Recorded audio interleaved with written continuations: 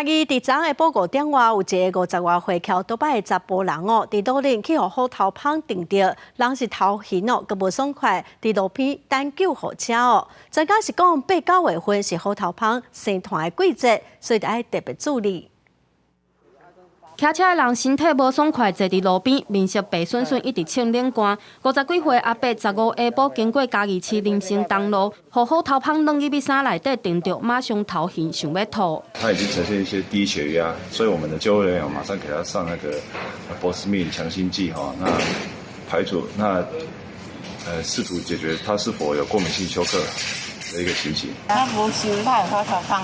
医师提醒，虎头芳撞着，若伤势较轻，但有疼甲肿起来，会使先用碱性物质像药来做紧急处理。但若发生过敏、休克等反应，一定要赶紧送病院。症状轻微，只有痛、红肿等症状，并没有产生休克、严重的过敏反应的时候，呼吸困难，我们可以先使用碱性物质去中和它，例如尿液或是其他的抗生素。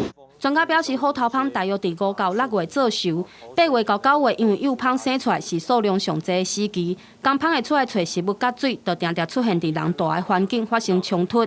刚开始发现的话，建议就是在这个时间去做移除，会比较简易一点。那请专业的人士来处理。比较后期的话呢，如果我们不会直接对于生活造成影响，那可能就是放着它，等到它自己离巢。